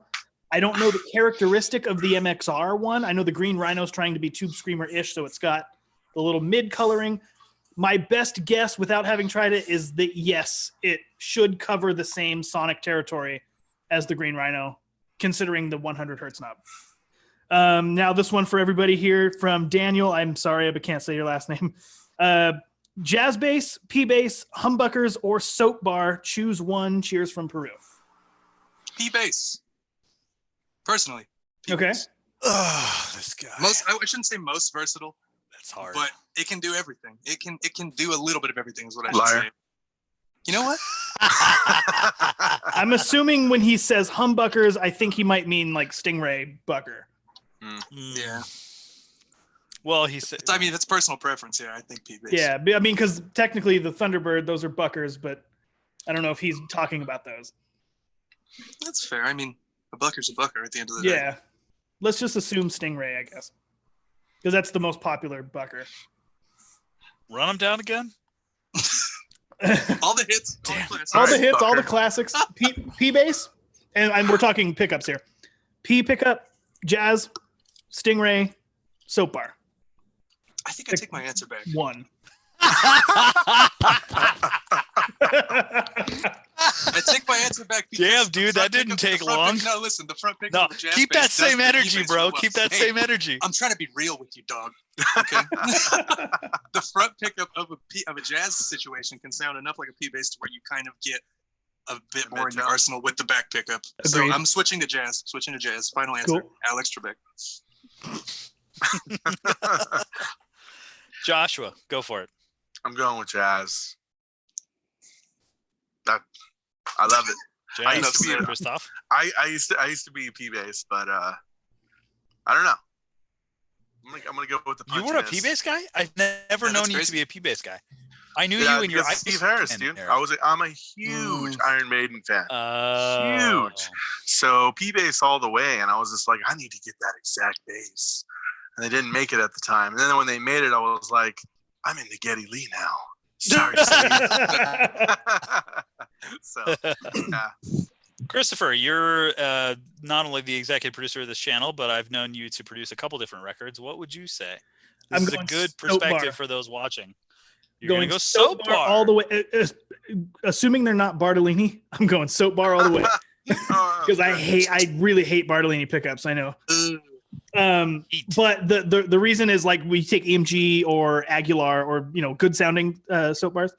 I like the way they sound just standard, but so many companies are doing different cool things with soap bars. Splittable soap bars to get a jazz tone. You can have a P bass inside of a soap bar. So to have a bass equipped with that soap bar route, you kind of get as close as you can without being an exact pickup. You get as close as you can. But I also do like the tone of the EMG 35 DC. I love that sound. So I'm going soap bar all day. So specific. Yeah, so I just specific. wanted to bring up that's kind of like cheating a little bit because just because it's housed in a humbucking looking case doesn't make it a humbucker. So like you were saying, you can do the P or the jazz or whatever, but at the end of the day, you have a different let me revoke my P thing. I'm just gonna say you can split them. Can we go? Can I go that far? Yeah, all right. Well, okay. Oh, what happened? All right. So then I'll still go soap bar even if you take all the versatility away from me, because again, I do like that tone. I'm a firm believer in I want more of everything coming from the instrument because it's easy to take away what's there than to add what's not there. So soap bars have top end. I can remove it if I don't need it. Mm-hmm. Okay. I think the splittable is fair. Splittable is fair because it's like a functional part of the pickup. Yeah. So. Yeah. Do we I'm all gonna go answer? P bass. Oh, okay. I'm gonna go P bass, and I'm gonna go P bass with a maple fingerboard because I think you can do everything. real specific. Yo, 20 fret. oh yeah, no, dude, for real. I think you can do literally everything with a P bass and a maple fingerboard combination specifically because that maple fingerboard, if it's sealed maple, now if it's unsealed maple, maple is a softer wood than rosewood. Will's dropping out again. Bruh, get your He'll be back. life together. Yeah. Sorry. Jesus Christ. I miss your face. I haven't seen forever. I miss your face. Too little, too late, pal. Just keep talking. P bass, maple fingerboard. There's in my eyes, there's nothing you cannot do with that combination. You can play funk, you can play rock, you can play punk, you can play metal. name a genre and you can do it. With that specific combination, because that sealed maple fingerboard will put a lot more top end back in. I'm going to say if I had the choice of one bass, and at the time I did, and that's why I picked an American with a sealed maple fingerboard, and I needed something to do everything. So yeah, PBS, big fan. Cool. Or shall we move on I think we've pretty much covered most of the chat questions. Cool. They're no offense to everybody, but they're getting a little repetitive. Is what's your dream rig and stuff, and there's so many ways we can go on that. Wow. This was actually a good question from our friend Calvin Muser. Which bases come with glow-in-the-dark dots? Most Warwicks. Yeah, a lot of Warwicks will come stock, but that's like the higher-end Warwicks. That's true. Yeah, it's not the rock bass. Stock. Yeah, not the rock bass and stuff. I know Schecter guitars have glow-in. I don't know if basses do, though. Mm-hmm, mm-hmm. Calvin, I know, is a gigging musician, so this probably has a lot to do with it. Mm-hmm. I'd say if you get little glow-in-the-dark stickers, they all do. You good, Nick? Oh man. No, yeah. If you're willing to like paint or put stickers on the bass, you might as well just take your number one and paint a little glow-in-the-dark paint on the dots or something like that. Or just spend a little extra and get a legit luthier to put glow-in-the-dark markers in there. Mm-hmm. Yeah, they can always be installed. I think Exotic Effects also has a line of basses called, I think they're Exotic Pro Sound, XOTIC. And they're, God, what's his name? I can't remember the bass player. But all the inlays are glow in the dark. I think maybe even there's a couple Stingrays out there that come stock with glow in the dark inlays. That's cool. So a lot of the higher end basses are going to have that as a feature. Otherwise, you can always make that. You can make that if you just happen to know a luthier or you're handy. You can order them. I think you can probably order them from Stumac. Is it Stumac? You can order some replacement inlays. Stumac or maybe All Parts. One of those two. Stumac, STEWMAC.com or allparts.com. Having that installed or doing that yourself would definitely be cheaper than buying a high-end bass just for the inlays. Definitely. True. Very true. That's for sure true. What else? Flames at 1,000 feet said, I'm wondering if you can talk about your... Oh, no, I'm sorry. Okay, here's my question. Which for each of you is the must-own bass and preamp / direct box DI? Huh? Question mark. X Ultra. I'll go first since I have it right here. Microtubes X Ultra. I've been using this a lot. I've been doing little recording projects and recording for fun and learning songs while being quarantined. And this is my go-to. This is one I reach for first. Second most being the Alpha Omega. But if not the X Ultra, then the SansAmp bass driver. But I'm still going to just say X Ultra. Dude, I don't know. I don't use DI boxes. But I don't know. If I had to pick one just out of guessing, I would probably say that the Tonehammer DI box would be right up my alley. Yeah, I would think so. Because I love everything Aguilar. Aguilar amplification is incredible. So I'm going to just pick that side just because they've never failed me before. If I'm not mistaken, the Tonehammer box came before the amp, right? Yeah, they made the amp out of the Well, then there box, you go, so, yeah. Yeah, exactly. So yeah, I'm going to say that. The there you go. I know Josh's answer, but let's hear Josh's answer. Well, I had the first Alpha Omega. Once that happened, it just dark glass all the way. But if I had to say must own, just because it's a must own and I haven't played it, it would definitely be the new Geddy Lee preamp. Good point. Yeah, that would probably be my definitely. I played it at NAMM and I fell, Nick, when you were talking to, I forgot the lady's name, and it was a blast. You had a lot more fun than I did. I'll tell you. I had a lot of fun. Yeah, I was like, oh my god, this is so much better than the rack mount. I was like, oh my god, it's so great. I'll have it once. Someday. So that would be mine. I'm currently using the Dark Glass, just to be that Dark Glass fanboy. I'm currently using the X7. And yeah. I love it. Dude, I have no shame about being a Dark Glass fanboy because they make killer sounding stuff. It's good, man. It's good. Super versatile. It's not, I'm going to make a video that called something like Not Just for Metal, a Dark Glass defense. Yeah. Because you can do so much more with it. dude, I will co-sign the hell out of that statement. Hell I used yeah. the X7 at a reggae gig. You know what I mean? And Yeah. I've talked about it a couple times on the channel, and I cannot talk about it enough because I think that Dark Glass gets such a bad rap because they're always like pigeonholed as like a metal a pedal, or if you play hard rock or heavier music, you have to use it. No, man, I used it in a reggae gig and it sounded awesome. Played with like a trumpet player, and one of the women plays like a Fender Rhodes or something, and it sounded awesome, dude. It sounded super it really cool did in the context of reggae. So if I did not have my X7, I would say hands down the Tech 21 Sam's amp bass driver. I think that is one of the best DI boxes ever made. I think it's phenomenal. I think it's really interesting. I love, as a total fanboy, I love that video that we did of like the DI box shootout, because for me, again, always as like a fanboy, I want to know what gear is out there, and I want to know what's going to be best for my bucks. And I always thought, you know, when I was a younger guy, Tech 21 was where it was at, and now recently, Dark Glass is where it's at. So, you know, what do you really go with? So it was cool to hear those A-B'd, especially me as like a current Dark Glass user who always really wanted to be able to afford Tech 21 coming up. So I think either of those two options, the Tech 21 Sam's amp or the Dark Glass X7, and I would say just go to your local music store or whatever you have access to, and try them out, because they're. And also, I must say, if you're in the States, find a retailer that has a good return policy. That way you can swing the bat, and if it doesn't sound good, you just send it on back. Yeah, totally. Try to find an independent retailer as well. Try to find a mom and pop store.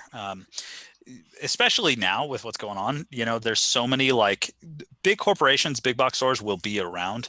You know, I mean, there's literally multi-trillion-dollar bailouts being given to big box stores. Here we go. But like, try to support mom and pop, man. If you can order a Tech 21 or a Dark Glass from like your corner store, do it. You know, because that money's going to go back to like a kid's preschool or somebody's like, you know, art. Well, that wasn't the point. I mean, if you can get the Dark Glass from the mom and pop and they will accept returns, cool. But like an instrumental, you couldn't get Dark Glass, right? We had to get it through Korg. I pushed really, really hard to get it. Yeah. And at that time, Korg then became a distributor. So sorry, go ahead. Oh, I was just going to say, my point being, if you can't get it from your local store, find a retailer that does have a good return policy. Totally. Buy and return at Guitar Center, and then when you find what you want, go buy it from mom and pop shop. Fuck Guitar Center. Okay? Fuck them. That's right. That's right. That's all I had to say on that. I've been making a good relationship with Zounds lately. Yeah, exactly. And Zounds have been really cool to me. So if you can support Zounds, do it, because they've supported me, and I am very appreciative of them. Oh, I thought it was ZZ Sounds. It's Dude, Sounds. I thought it was Z Sounds too. I've said that my whole life. Yeah, I had to email him. I was like, "How do you pronounce this?" And he's like, "They just spell it." They're like, "Oh, it's just Z Sounds." It's like, well, yeah. I honestly thought that was coming. Like, I was like, "Oh, does he know how to type phonetics?" Oh, that's funny. Do we have any other pre-typed questions? Let's see here. What's everyone's? Oh, this is actually a really good question, but I think it's. Yeah. Derek Merrill, what's everyone's opinion on Helix/HX Stomp for bass? Love your gear reviews. Thanks, man. Appreciate that. I've never used it. The Helix. By who? That's familiar. Line 6. If I remember correctly, I think it's line 6. Okay. I've heard surprisingly good things about it, considering what it is. Never used them for bass, but I know there's a lot of guitar players that are jumping ship. That's true. I have heard one of my favorite guitar players here in the area. He was a huge pedal guy. I mean, dude literally had pedals probably pushing the triple digits. Yeah, not a joke, dude. Dude probably had pedals pushing the triple digits and sold everything and bought himself a line 6 Helix. And has been stoked as all hell on that thing. He's patched everything. And as a matter of fact, he actually sold all of his pedals to pay for it and then some. So if you're an effect guy, definitely it's worth looking at. Also, the amp modeling, from what I hear, is phenomenal. Again, never using it in the context of bass guitar. Yeah, same. Always just being as a retailer. And I've played a lot of, I've spoken to a lot of guitar players about it. Yeah, the Line 6 Helix. I think Axe Effects is another huge one. Yeah, Fractal. I think that's Fractal that's audio, them, right? Yeah. Yeah. Kemper. So Kemper Profiler is, I think, the Kemper Profiler is, I think, one of the big ones. I want to interrupt this real quick. Nathan Navarro is with us. So oh wow, what's up, Nathan? What's up, Nathan? Hey, buddy. How's it going? Stoked to have you here. He wants absolutely. to know which breakfast cereal is the best for metal.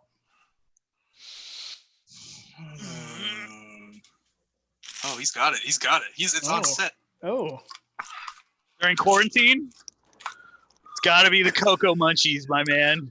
It's got to be Cocoa Munchies. It's pretty good. Oh, I love that you had that ready. Oh yeah, wow. dude. Oh, that's amazing. Yeah, it's like, someone say breakfast cereal? I'm so far off my keto, it's not even funny, dude. It's ridiculous. That's so funny. Bubby would be so upset. So would Jamie Lewis. I'm sorry, guys. I'm off of it. Okay, let's see. Let's make sure we're... favorite Geddy Lee bass line. Oh, come on. How am I supposed to answer that? That's impossible. Yeah. Well, for Pick me, a it's song. Red Yes, Barchetta that at one. the end. That's me. Just that Red little Barchetta. run. The Red Barchetta. That's it. It was so tasty. I'll sing the whole song. I'll sing the whole Which- bass line right now, dude. Yeah. It you is. cut out for me. Which It one is. did you say? Red Barchetta at the very end. Yeah. Oh, yeah. That's my favorite. One of my. I mean, it's Oh, a man. simple, straight to the point, but there's too many to count. That's tough because Oh, I man, love there's like one. Marathon and Big Money and Digital Man, and there's so many. I think that my favorite Geddy Lee bassline changes as I evolve musically. Yeah. So right now, the one that like I just jumped out instantly was Vital Signs. The way that drives that song is nuts. It's Yes. nuts. And also Geddy Lee kind of not single-handedly, but like sort of invented MIDI. Like in his Yes. brain, he was like, this would be really cool. And then it happened. Yeah, And they so, like, they I- were at the forefront of MIDI before MIDI was MIDI. Mhm. Like they were doing triggering of their own, Mhm. like before MIDI became the whole DIN input So and all they that shit. So should like that's change it to Geddy. badass. Yes, exactly. If you got the Geddy, thank you. That's so funny. Anyway, yeah, Vital Signs for me right now, probably. I have to say, in my humble opinion, I mean, I know you guys are way more familiar with that, but I have to say that, in my humble opinion, Cocoa Munchies are probably my favorite. I think overall, when it comes to metal and breakfast cereal, it's probably got to be the Cocoa Munchies. I think. So, anyway, Let me go next through a couple question. more of these chats here. It's, Dark Glass gets pigeonholed into one genre because that's how they market themselves. Well, all right, that's not up to me. I mean, you're not wrong, not but up to me. their That's social true. media has It's been true. pushing it back against that a lot. They've been fortunately really sharing a lot of like R&B players lately. You're totally not wrong. They that's a good point. kind of pigeonhole themselves, but like now there's a lot of R&B players and people who don't use a lot of distortion that are getting hip to it. So they're, I think, trying to push back against that pigeonhole that they put themselves in. So yeah, you're not wrong. Do you think that's why the harmonic booster came out? Oh, that's maybe. Man, but there's no R&B players who play with that tone. True. I don't know because have you? Well, I don't have it anymore, but I just put the video together on it. You'll be surprised when you hear some of the tones I got. That's fair. But yeah, I don't know. That Because I seems a mean, little really, bit it's too, just like, it's a 3-band clean preamp with a Yeah. semi-parametric mid, That or could be is it then, just that could be. parametric mid? But yeah, I mean, Get it, Will. yeah, sure. I mean, Try if it they out. want to send me one, I'd love to get it. You got it. we Next got week. one more. What budget pedal would you suggest that will sound close to the Tech 21 Geddy Lee YYZ pedal? Again, budget. I don't know what your budget is. Should we just set 150? Or is that how much the YYZ is? I don't know how much that, or maybe it's 2 something. Yeah. Make sure you have the bass first. Then you can just get any pedal you want. Make sure you're Geddy Lee first, then you can get it over. Yeah. There you Tough go. question, man. Yeah, that's tough. That's a tough question. That's a tone I was chasing for literally years, and I still don't have an answer.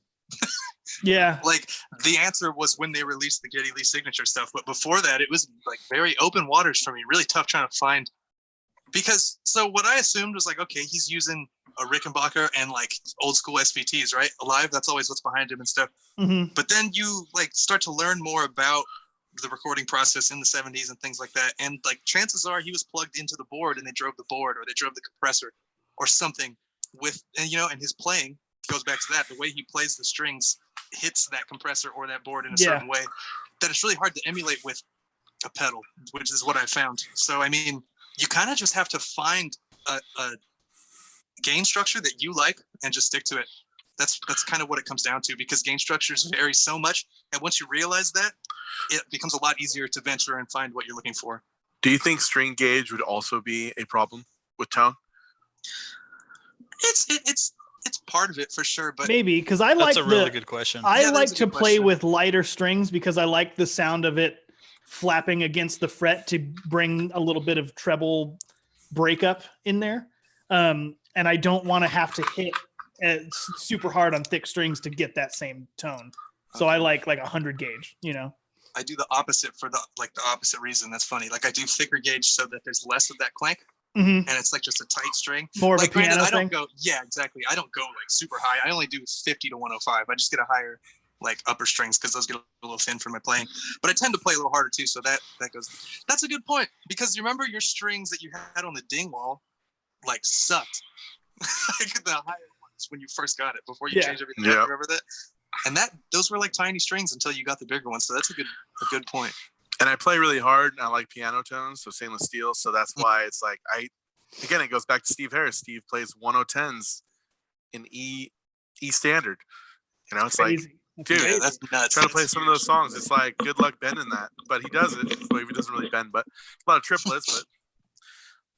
But yeah, exactly. So I don't know. Maybe the tone's a little bit different when you get his exact gauge, which I'm guessing was your traditional 1 to 105, right? Probably 45 to 105. 105, and he used the roto sounds that we were talking about earlier. Yeah. So at this moment in time, the Tech 21, the full size like square YYZ Geddy Lee signature is $199, and then the full EI 2112 signature is $329. So $200 or $330. There's probably some stuff out there that can do it. Something with a little bit of compression, something with a little bit of gain. I think a little bit of top end. Yeah, with a little bit of top end, a little bite, especially if you're playing with single coils like a jazz bass. Because although he started with a Rickenbacker, there's a video that's floating around about him playing the jazz bass, or excuse me, precision bass back in the early days before the first album. Well, he played a Rick for a super long time, and then he went into a music store and stumbled across a jazz bass, and then like something had broke or like something had like gotten ripped off, and he just like needed a bass, and he played the jazz bass, and it gave him that top end of the Rickenbacker that he really loved, but it maintained a lot of the low end that he felt like he didn't have. Yes, at times. So something was before the 4001 too, or the 4003. Sorry, this is pre 4003 where they added that capacitor. So that makes sense. Yeah, so he was playing a 4001, switch to the jazz bass. Josh does bring up a good point, actually, as far as string gauge. I don't know how well that affected Geddy Lee's tone, but there was a bass player, one of our bass instructors, Mike Velasquez, at our shop, who used 45 to 90, or excuse me, 40 to 95s in E standard for a long time, which is pretty. I'm gonna try that. Yeah, pretty thin. And then he was like out of strings, and someone had given him like a 110 to 45, or even either a 110 to 45 or like a 110 to 50, and he played it, and it just like sounded huge. He was like, dude, it was a noticeable difference. And this is somebody who like went from playing thinner strings to playing thicker strings, and he did get a lot more tone out of it. So it is a difference. I don't know how well it would affect emulating Geddy Lee's tone specifically, but yeah. Also, there's a lot in his touch and how he played. He let his fingernails grow out a little bit so that he had like the more of a picky type of percussive sound. Bite. Yeah. So a lot. I know that this is the cop-out answer, but for Geddy Lee specifically, there really is a lot of his playing that is in his right hand. That is very true. Yeah. Because then he started doing the flamenco thing around like as early as like Power Windows. I think is when he started doing that weird back and forth thing, and then it really became prevalent on counterparts and stuff. So that's another. That's all when you're doing like you're hearing that weird, like back and forth. Yeah, like this on the string. Yeah, exactly. Like an animate. Yeah, the whole song. Yeah. Yeah. So that's not this. It's this. Yeah, it's one finger back and forth. So pam, pam, pam, pam. It's like alternate picking. And it's crazy. Yeah, it's exactly. gnarly. So something with some gain, maybe something with some compression, especially if you're using single coils, you can kind of it'll put you down the path. But I wouldn't say anything. I mean, the Stormy bass drive sounded really good. I like that. Maybe the bass overdrive. I mean, just the straight up Sans amp. I don't know how much just the regular Sans amp is, but that does the job pretty well. So if you're gonna get the regular Sans, you might as well go YYZ at that point. That's if you're after that tone. How much is the regular Sans amp? Right about the same. Oh, okay. It's about $200. Never mind then. I think so. Yeah, if I'm not mistaken. Wash. Okay. Yeah, never mind then. I mean, it might be a little less. That's a tough question. I wouldn't call it budget. Try the bass overdrive from Boss. Try that one. Oh, the ODB3. Yeah, the ODB3. It's a little Boss. Sorry, yeah. Maybe. It could work. It could work. A little. It's got a little bite. Especially if you listen to like his tone on maybe Russian Rio or Clockwork Angels. It's a little closer to that, I can see, because that's a really tight gain structure on those albums, which is weird because he was using orange amps, but he was driving the orange amps with the Sans amp. Yeah, so the that's RPM. why he had so he had his like growl from the Sans amp into the power amp of the orange, which was like a huge misconception I had. So I was like trying to find orange amps and like 8200B, all this crazy shit. Like they do not sound anything like Geddy Lee's tone, but the low end and like the crystal clear clean part of it is incredible. So I can see why he wanted the best of both worlds there. But that's something they didn't tell you. That's something they don't want. Like something they figured out by watching extensive videos and stuff like that. So well, I'll tell you, SVT can create that real punchy high end sound if you can dial it in. Because there's a couple times I was like, man, I almost sound like Justin Chancellor from Tool. And I was like, oh my God, this sounds amazing. And then you could definitely knock in for Geddy as well. So depending on the head and of course your cabinets, and it could be any bass. Well, I mean, maybe go jazz bass. Yeah. Oh yeah, definitely. I mean, if you're definitely going to try for that, but I mean, if you have, like you said, if you have the soap bars and you're trying to emulate it, you're going to get pretty damn close. Dave Dixon says low gain on the ODB3 is actually pretty nice for a rush tone. I use it right now, but have a YYZ pedal incoming. All right, well, there you go. Oh, yeah. Nice. There you go. Yeah, and I love that. The yellow one. Yeah, the yellow, That thing is sick. Dave, how you doing, buddy? By the way, I wanted to ask, man, you're out in New York, if I remember correctly. I just wanted to... No, he's out in D.C. Yeah. Oh, sorry. He's in Washington, D.C. Yeah, I just wanted to check in and see how he's doing. I haven't sent him a DM recently, so... Yeah, bud. Sure. Okay, Will, one question for you since you have the most experience. How to equalize the supersymmetry compressor so that the equalization of the preamp, in his case a radial bass bone, is not changed? Oh, shit. Because that compressor does have some color to it. Yeah, that's a really good question because, yes, exactly, and I get it. I've totally been in those exact shoes. Man, it's got a lot of...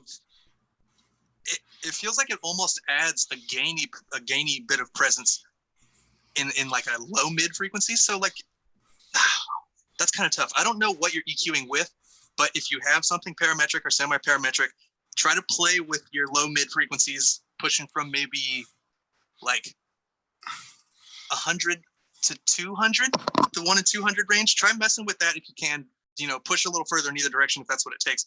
But what I like to do when it comes to equalization is instead of going in there and just subtracting everything right away, and because obviously subtractive EQ is usually the way to go, it'll usually make your stuff sound a lot better than pushing frequencies through another means like any sort of equalizer you're using. So anyway, what you should do is play around with the frequency range, but boost the frequency range before you start messing with like the actual frequencies. Like I said, if it's parametric. So if you have a level and a frequency knob, boost the level and then start playing with your frequency and find the frequencies that you don't like.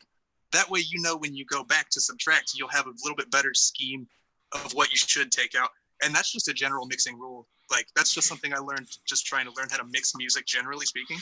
It makes it so much easier finding those weird frequencies when they're really boosted and really out there. So just straight up cut the lows and trebles if you can and just hone in all that mid and find what you don't like. And then you kind of work from there. So that's probably the best recommendation I have since I don't have like a chart of the frequency that comes out of the supersymmetry in front of me. That's probably the best I can do. Okay. What would your opinion on because that pedal has the blend. So what would you say about doing like a ratio of maybe 70-30, 70% clean tone, 30% compress, and then compress the hell out of it. So you're still getting your unaffected tone at the forefront, but then you get some more sustain. Now, the more sustain you push onto your signal, though, the more of that gainy, bitey stuff you're going to have at any volume. Because you're but still not pushing. So much in your initial attack, though, right? Well, maybe not, but I don't know if he's specifically asking about that. I don't know either, but yeah, I would just say find. I don't know if he's EQing, like if he has the radial EQ and another EQ working with the supersymmetry. That's where I don't totally know. Well, he says the radial bass bone, so it's just basically his preamp. Okay, so he wants to figure out how to EQ that, but he said he doesn't. He wants to dial in the supersymmetry so it doesn't really mess with the tone of the preamp. Okay, yeah. See, that's a little tough because, like, at the end of the day, that pedal has a flavor. I would say get a different compressor. Yeah, maybe do a different compressor. Honestly, unless you are willing to go at the route MXR. I said, where you find a 10-band or 6-band or whatever, and mess with your EQ settings and your frequencies. But other than that, if you're not digging that tone, I really recommend like a Seymour Duncan Studio bass or something, the MXR, like you said, because those are really transparent compressors. Yes. So it's like your tone compressed instead of like your tone compressed in what Darkglass thinks compression sounds good. Or whatever. True. So I'll agree with that statement. That's why I chose the Seymour Duncan Studio bass compressor, actually, because it was same. One of the more transparent ones. I switched from the supersymmetry to the studio bass recently because of that exact thing. And that was a tough call for me because I like the attack and release settings on the studio or the supersymmetry. Having attack and release is great. Yeah. So, I was willing to give up like important knobs in my opinion, just because of the tone. So I really would think that you could probably get a good chunk of change for supersymmetry because it's discontinued. Yes. So if you're willing, I'm going to try that maybe during this COVID-19 crisis.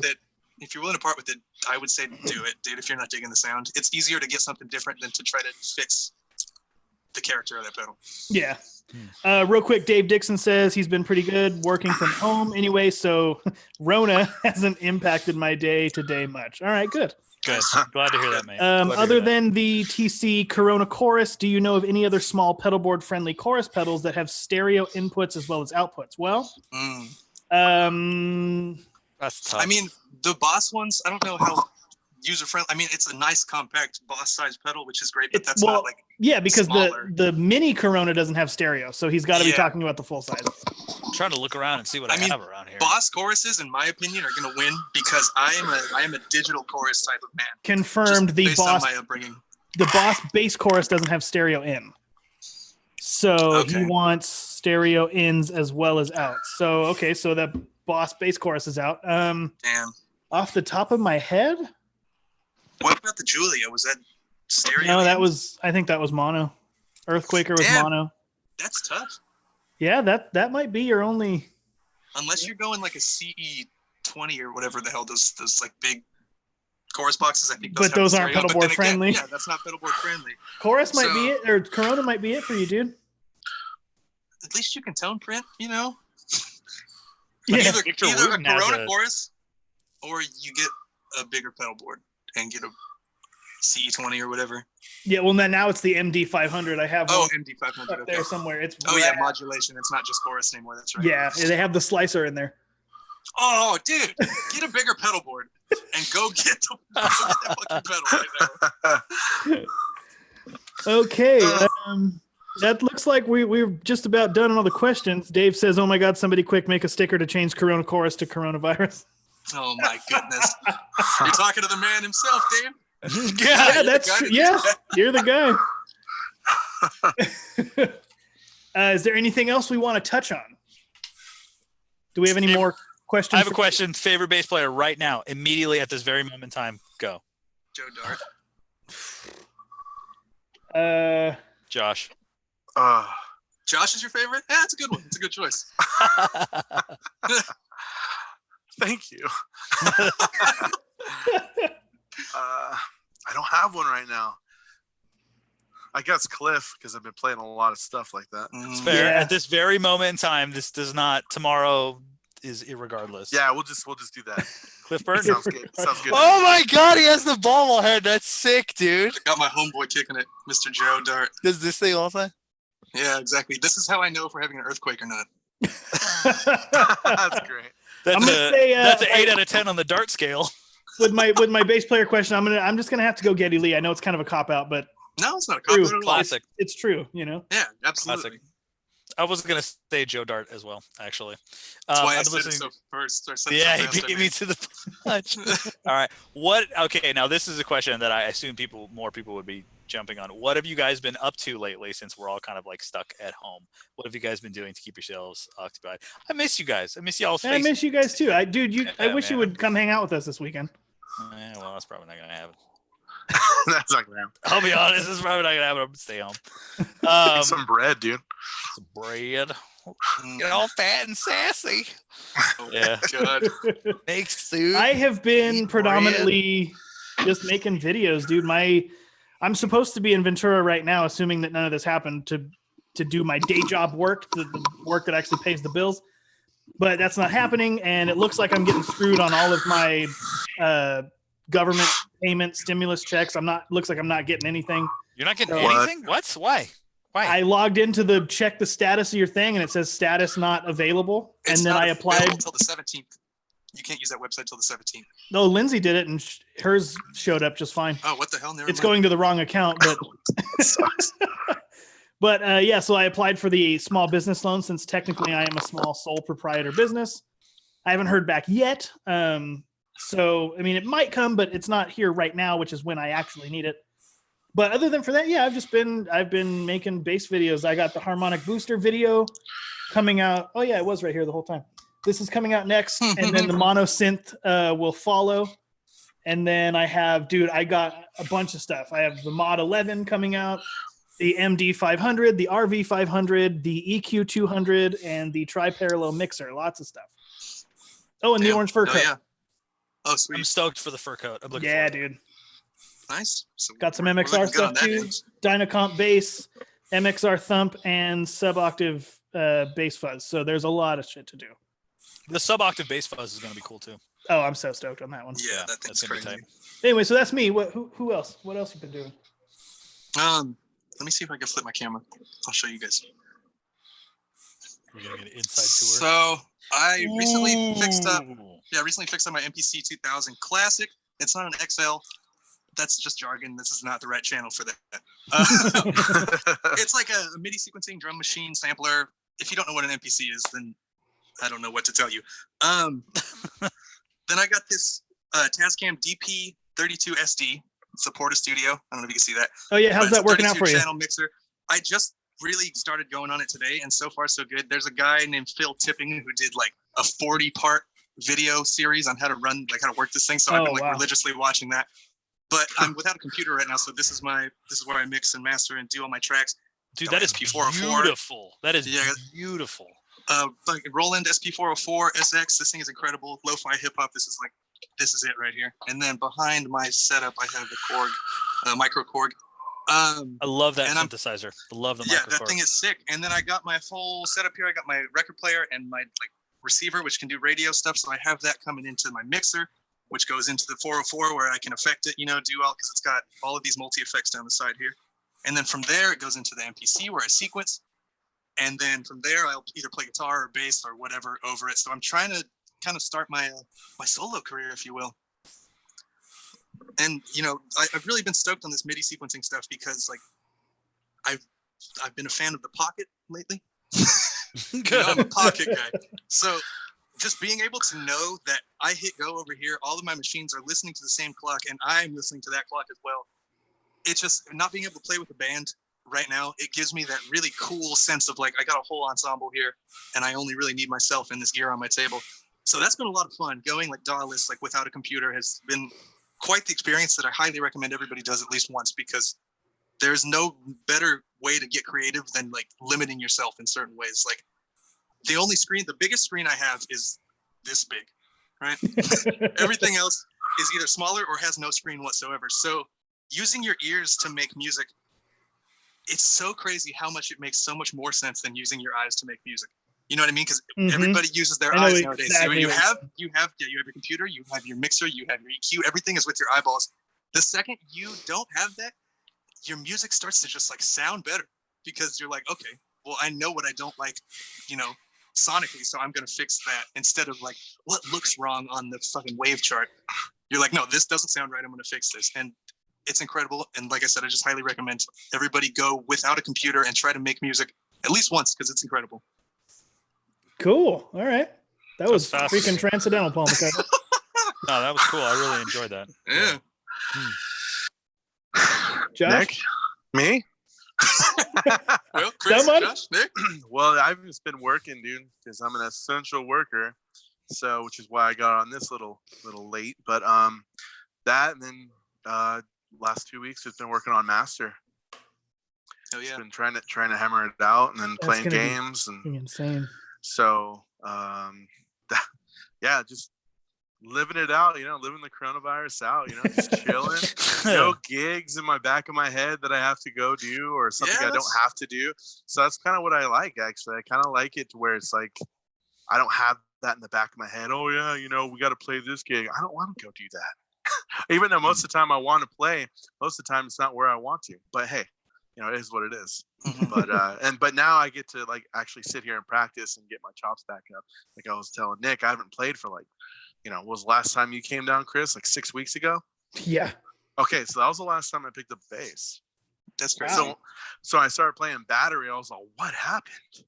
I was like, oh my God. I didn't stretch. Yeah, I should have stretched. Did my damn yoga. But that's what I've been doing, dude. So Nice. Nice. Very cool. I'm so excited to shoot this weekend, dude. But one, because it's Master Puppets, and two, it's just like, yes, I get to do something. That's so funny. Nick, what have you been doing? I'm not gonna lie, man. I've been keeping it pretty low key lately. I am also, for the most part, without a laptop. I'm actually using my wife's laptop right now. I bought the Mac that I had. Totally died. Took a dive. And Best Buy and in conjunction with UPS, they joined forces in true superhero fashion and screwed me. They lost my laptop. It's gone. It's somewhere out in the nowhere. So they lost my laptop. They lost my mouse. I bought a Mac specific mouse. They lost, I bought some extra software. I basically blew my tax return on laptop stuff, and it's gone. So that sucks. God. Yeah, I'm pissed. So I was on the horn with them today trying to get that all sorted out, and they're like, "Yeah, it's gone. Sorry. Do you want a refund?" And they're like, "Yeah, we want a refund. Please confirm that you can give me a refund." And then no response from them after we said, yes, please give me a refund. They just totally ducked the whole conversation. I'm actually on the same laptop that we spent doing the whole conversation with, and I have yet to receive another notification. So they ducked us. So the next time you buy from Best Buy, please keep in mind that they completely ghosted me when it came time to buy several more like $1,000. Right? Yeah, ain't wrong, bro. Ain't wrong. So I'm a little pissed about that.